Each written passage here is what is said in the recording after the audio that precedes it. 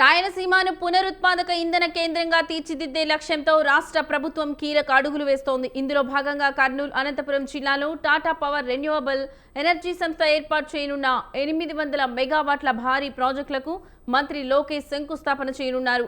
కర్నూలు జిల్లా పత్తికొండలో ఈ కార్యక్రమం జరగనుంది. 5350 కోట్లతో టాటా పవర్ ప్లాంట్ ప్రాజెక్టులు ఏర్పాటు చేయనున్నారు.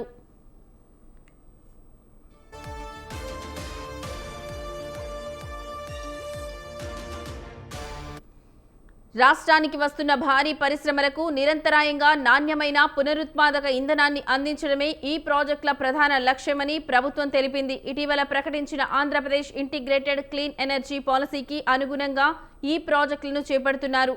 రాష్ట్రంలోని యుటిలిటీలు, డిస్కాంలు, వాణిజ్య పారిశ్రామిక సంస్థల విద్యుత్ డిమాండ్ను తీర్చడంలో ఈ ప్లాంట్లు కీలక పాత్ర పోషిస్తాయని అధికారులు విశ్లేషిస్తున్నారు.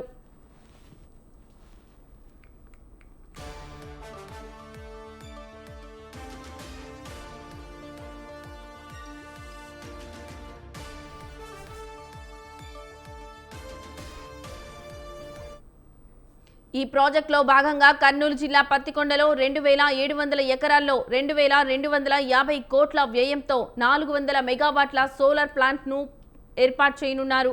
అదేవిధంగా అనంతపురం జిల్లా కన్నేకల్లులో 760 ఎకరాల విస్తీర్ణంలో 3500 కోట్ల పెట్టుబడితో 400 మెగావాట్ల విండ్ పవర్ ప్రాజెక్టును నిర్మించనున్నారు. అనంతపురంలోని విండ్ ప్రాజెక్టును సుజ్లాన్ సంస్థ సాంకేతిక సహకారంతో టాటా పవర్ అభివృద్ధి చేయనుంది.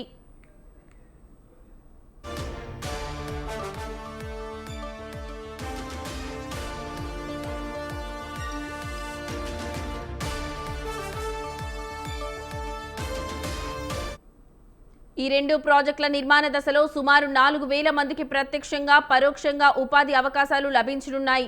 అంతేకాకుండా ఈ ప్రాజెక్టుల కోసం భూములు ఇచ్చిన 1100కు పైగా రైతు కుటుంబాలకు దీర్ఘకాలిక ఆర్థిక భద్రతతో పాటు స్థిరమైన ఆదాయం లభించనుంది. ఈ ప్లాంట్ల ద్వారా ఉత్పత్తి అయ్యే విద్యుత్ను జాతీయ గ్రిడ్కు సమర్థవంతంగా తరలించేందుకు ఇంటర్ స్టేట్ ట్రాన్స్మిషన్ సిస్టమ్ కనెక్టివిటీని కూడా సాధించారు.